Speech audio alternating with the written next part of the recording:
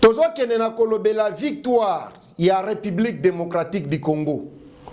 Après plus de 30 ans, il y a conflit, il y a chaos, il y a souffrance, il y a tuerie massive contre la population congolaise, il y a viol systématique contre la population congolaise. Ba mama ya Bukavu, ba papa ya Goma, bazali komituna.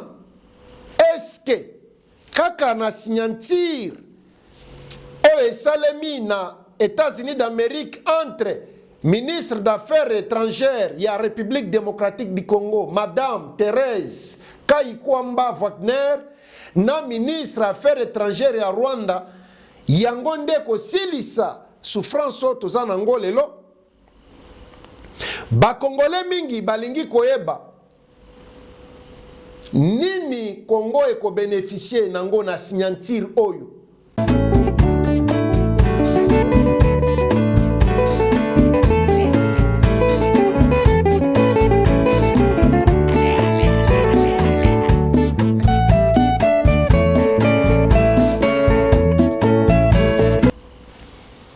Batata, ba mama, bandeko wa bolingo, mbote na bino.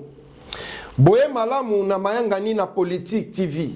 Nazali wa bino, Patrick Chimanga, tata ya mayangani. Mwana ya mama Christine Kalanga. Ampeto lekimba la moko na maetokolobela na tosolo la politique na biso ya lelo. Tozo kene na kolobela victoire ya République démocratique du Congo.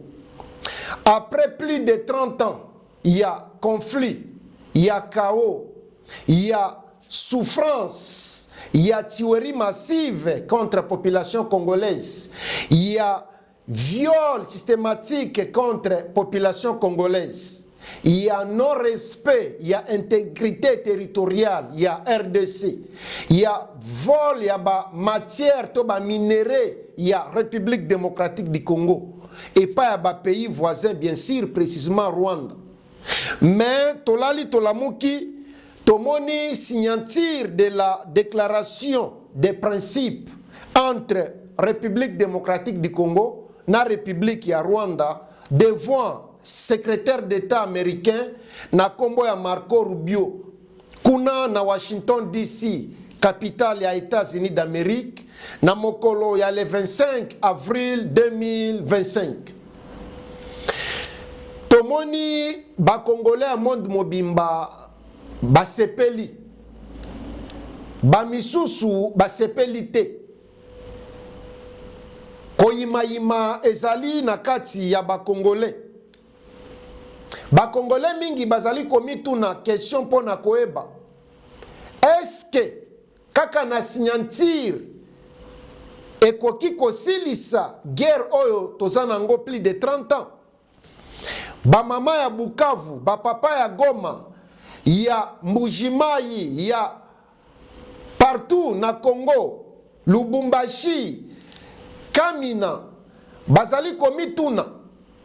Est-ce que kaka na signature oyo esalemi na États-Unis d'Amérique entre ministre d'Affaires étrangères ya République démocratique du Congo, Madame Thérèse Kayikwamba Wagner, na ministre d'Affaires étrangères ya Rwanda, yango nde kosilisa souffrance oyo toza nango lelo?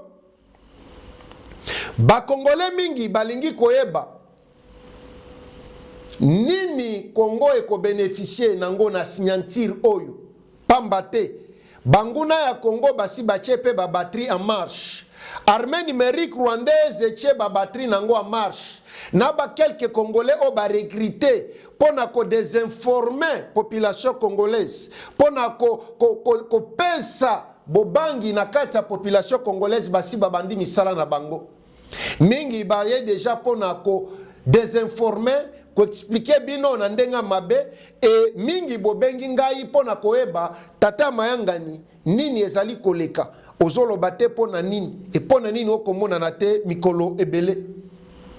Alors yango nga na ena lombango pona komanyolela bino, est-ce que Tshisekedi a réussir bisika ba président misusu ba réussir te na agression oyo ya plus de 30 ans? Réponse ezali oui. Mais ndenge nini yango nazokende na komanyolela bino. Batata ba mama bandeko wa bolingo tokomi awa ndenge nini. Premièrement, biso RDC tokomi awa ndenge nini. Esengeli na bino koeba ete nyonso ebandaki na motema malamu na biso République démocratique du Congo to Zaïre à l'époque. Tango génocide salemi na kati ya Rwanda na 1994. Communauté internationale esengaki na biso République démocratique du Congo to fongola ba porte na biso pona kosunga bato bazalaki kokima na Rwanda to bao bakobenga ba génocidaire to pesa bango refuge. Biso Zaïre to Congo na motema malamu na biso to fongolaki ba porte na biso e bato oyo bakotaki na Congo. Alors bango babongwani bakomi malheur na biso Congo pambate. Régime terroriste ya Rwanda après avoir renversé Abiyarimana ba créé génocide et baye kosala complot pona koya ko déstabiliser Grand Zaïre. Bakokaki ko déstabiliser ngondenge nini il faut bazala na raison. Raison ezalaki nini? Raison ezalaki ke régime ya Kagame ezali koya ko éliminer menace o ezali na kati ya Congo. O ezali bato oyo biso to fongolaki ba porte pona koyamba bango na demande ya communauté internationale. Et depuis wana communauté internationale etika biso Congo biso moko. To salaki yango na makanisi ya balwa ya mokili mobimba e natangwa malheur mokili mobimba ekimi etikeli biso bakotala biso na musika lokola ndako ezali kozika. Tomoni Rwanda, Uganda en complicité na ba pays puissance to ba puissance étrangère na Amérique na kati sengeli tolobela na bosolo mais ezalaki na tango ya administration ya ba démocrate. Baye na AFDEL.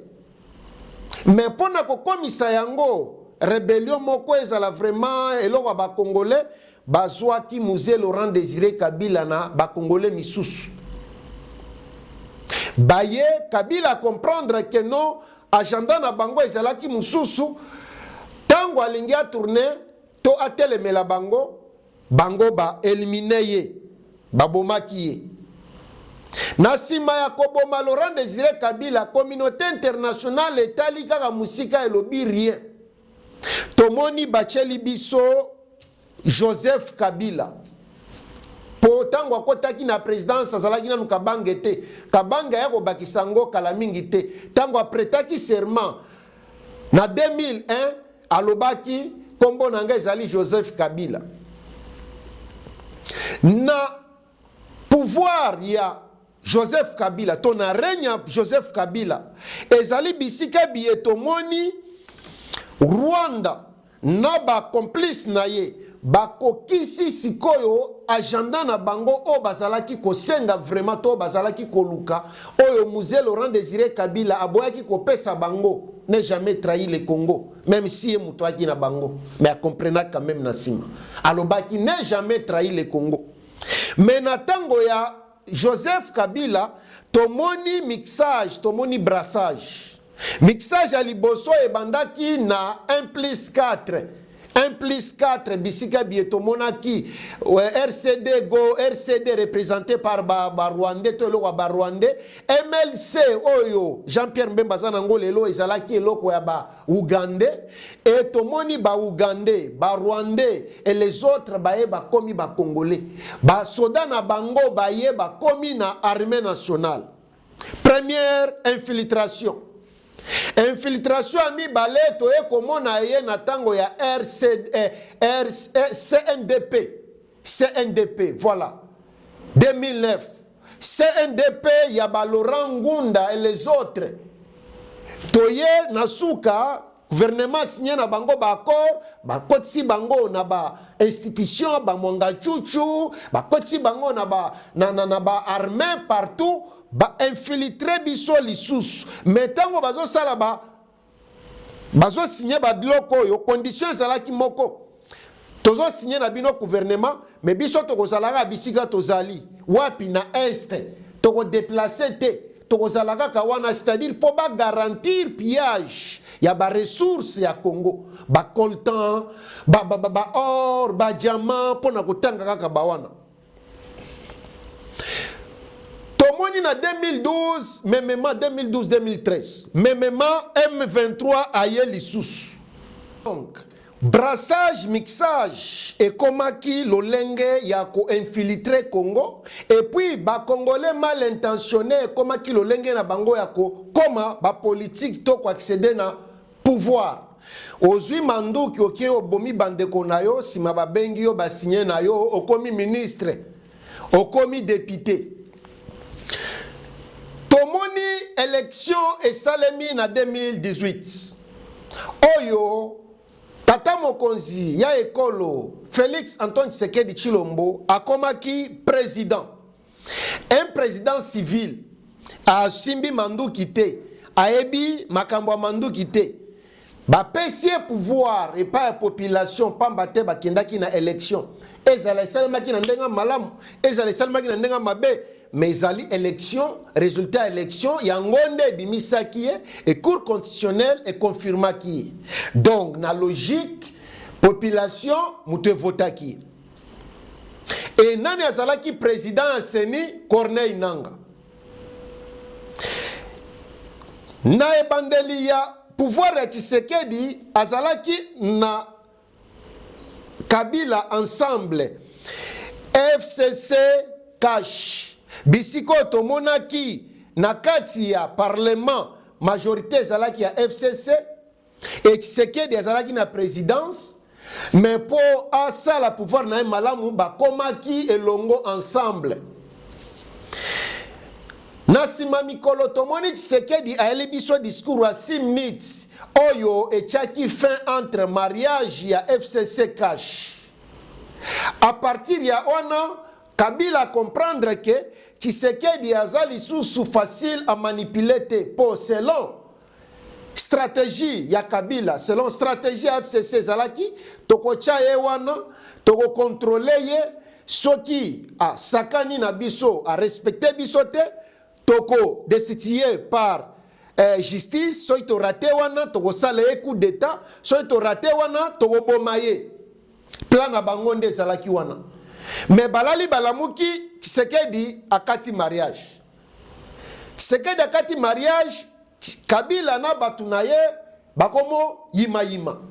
Bazo yima yima. Et élection il y a deuxième mandat Tshisekedi ezalaki kopusana. Et sengelaki élection esalema na 2023 na décembre. Bato FCC na Kabila bazalaki sirete non élection ko salema te. Bazala kolobango butu moyi. Élection ko sala jamais po bazalaki sirke bakoboma Tshisekedi avant wana to bakosala coup d'état selon ba plan na bango. Mais tolali tolamuki nzamba sali makambo Tshisekedi a doublé bango. Élection esalemi. Et bamoni ke non. Soki to vandika ka boye donc, ce qui dit à quoi effacer biso pour di bon na histoire ya politique à Congo. Ale bazongeli na source na bango. Ni nezali source na bango rébellion. Pona histoire, Kabila Joseph azali produit ya rébellion ya AFDEL. Nani muto a formaki Kabila po koma soda ezali James Kabarebe. James Kabarebe azali nani azali rwandais. Donc, d'une façon ou d'une autre, Kabila azalaki lié na bango. C'est pourquoi pendant 18 ans naye, au moni Rwanda azalaki ko yibankita à l'aise. A komaki premier pays ya ba matière oya azana ngote ya Congo. Parce que Kabila azalaki en place a garantira ki ye est mobimba à travers ba mixage na ba brassage. Et voilà Kagame azalaki normal. Et Tshisekedi akobaki toujours na diplomatie ko sala ba voyage mingi batu babanda ko sekaye mais ce monsieur est-ce que ça normal président ndenge nini alingi komata kokita population bakomprenaki te na eta nini Tshisekedi akutaki mboka. Tshisekedi akutaki mboka moko délaissé, mboka moko abandonné par le reste ya monde. Mboka moko ezalaki relation moko malamu te na ba pays misusu par rapport ya gestion ya Kabila, par rapport ya ndenga azalaki kokumbela mboka po bato yango banda komituna. Mais comment expliquer pays munene lokola Congo, mais pays muke Rwanda ezozoba bango, ezoyiba nkita na bango, ezoya nango epa na biso, ezoloba keza ya bango, bango mpe bavandi kuna bazo salarié bazoloba rien. Mais koya Tshisekedi aye abandi ko dénoncer premièrement communauté internationale na hypocrisie ya politique bazo sala ya mbeli ya mino mibale, abandi ko dénoncer Kagame et akati relation na Kabila. Kabila aye ko activer force na ye normal, azongeli banoko na ye to ba maître na ye oyo ba formaki na rébellion ya AFDEL po ete basunga ye aya alongola Tshisekedi. Mais na procédure wana bazoboma ba Congolais, bazotangisa makila ya batata ba mama, kozwa bazwi Goma plus de 12 000 Congolais massacrés na kati na bango, basi na bana bazalaki na kati. Bazui Bukavu plus de 8 000 personnes massacrées kati na bango, basi na bana bazalaki na kati. Bazo kunda ba Congolais lokola banyama. Mais tomoni tango bazui Goma, bazui Bukavu, bango tu bazalaki na esengo. Tomona ki bana misala na bango na ba réseaux sociaux nanga rive, tokozwa Kinshasa, tokozwa Kisangani. Et au moment où ba vrai Congolais tozalaki na mipasi na mitema, makila ezalaki kotanga biso na mitema, tolobi mais boni tozoko kako se défendre te biso na armée lokola FRDC.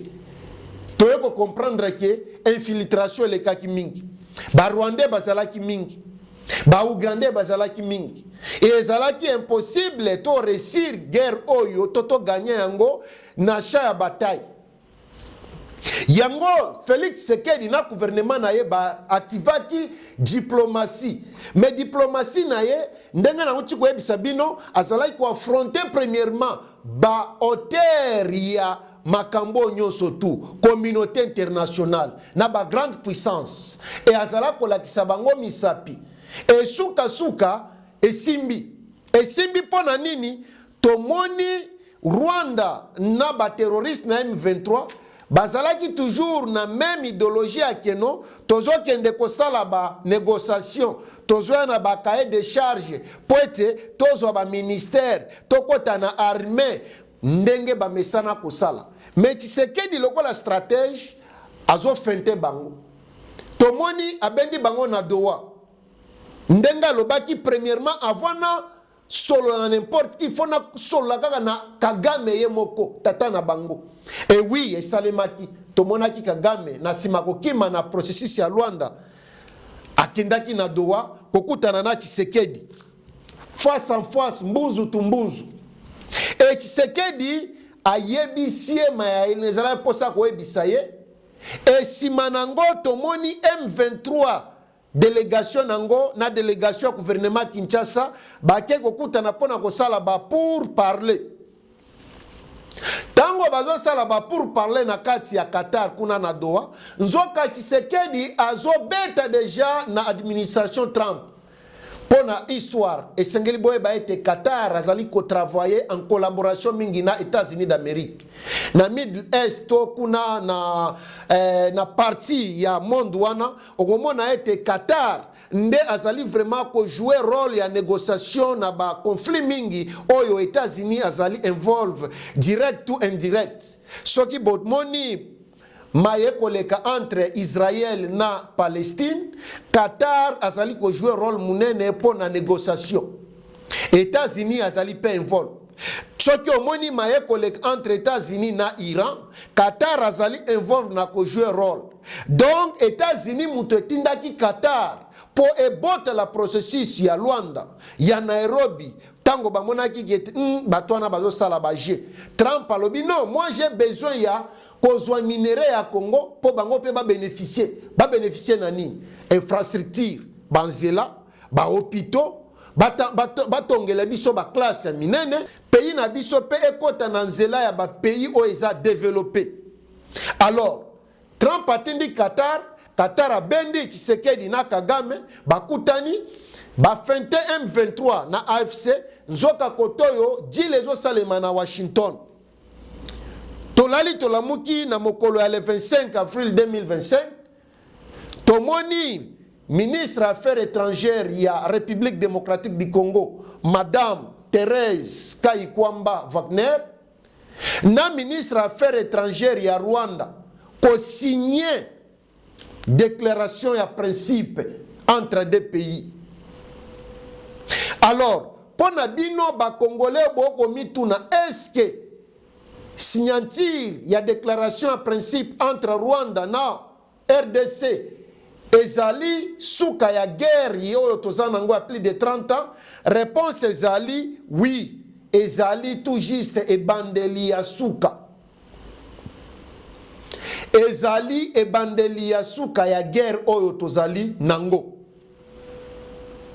Donc, bisika biye Laurent Désiré Kabila a resira quitté, bisika Joseph Kabila a resira quitté, Félix Antoine Tshisekedi Tshilombo a resir. Laurent Désiré Kabila a resira quitté pona ko lakisa mokili mobimba ete Kagame azoko sabino. Kagame nde mobomi. Joseph Kabila a resiraki te kolakisa na mokili mobimba ete Kagame nde mobomi. Kagame nde mutwazo boma koyiba. Pamba te yepe azali moko ya empire ya Kagame auti na makolo ya Kagame. Mais Félix Antoine Tshisekedi Tshilombo a resir kolongola masque ya Paul Kagame. Alakisi na mokili mobimba ete no Kagame nde mobomi, Kagame nde assassin. Yende azo violé na Congo ba mama basi na bana. Et États-Unis d'Amérique moyen à battre la lisusu ezalaki te pamba te diplomatie Tshisekedi mataki likolo. États-Unis a souhaité ko lâcher Kagame pe al sa lâcher. A lâcher Kagame a récupérer RDC. Ezali bongo, mokilango ezali nde bongo. A récupérer Tshisekedi pour à garantir biso premièrement sécurité. Au moment où azo garantir biso sécurité, to bonga mapona ko préparer armée na biso, kolongola ba infiltrer nyonso tout, bien sûr ba ko bénéficier P50 na minéraux na biso, biso pe to ko bénéficier na 50. To ko bénéficier ndengeni. To ko bénéficier na ba infrastructure. Tozana ba infrastructure ya malunga te na Congo. Alors, c'est le moment ya ko bénéficier pe na ba minéraux na biso. Tozo ba infrastructure ya malam. Tozo ba hôpitaux ya malam, tozo ba école ya malam, et ba Congolais bazwa misala, ba Congolais ba banda kosala misala, et tozala prospérer neti ba pays misus. Donc, ezali tout justement ebandeli ya suka ya guerre ya agression oyo Rwanda a imposé biso. Bozo mituna ba terroriste ya Rwanda na M23 AFC bakolongwa na Goma ndenge nini, bakolongwa na Bukavu ndenge nini.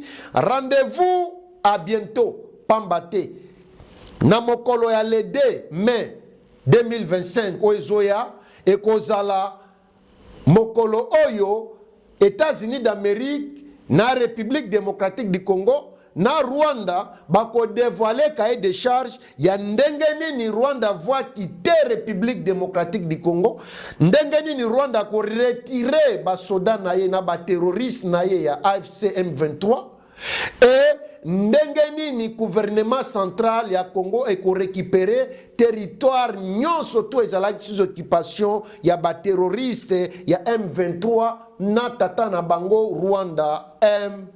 Rwanda Paul Kagame. Donc, na suki awa po na lelo batata ba mama bandeko ya bolingo bobo sanate ko s'abonner na chaîne YouTube na biso Mayangani na Politique TV et bolimbisa biso soki bomonaki biso ngonga mulaite tozalaki na ba occupation misusu tozo sangisa toza na media toza pe na ba occupation misusu tozo sala et nzoto ezali moko toyi ko zala bisika nyonso tout à même fois te alors yango boko mona des fois tozali ko bunga muke et puis tozo zongela bino donc ngana bino to monani mbala ya sima merci beaucoup mpe goodbye.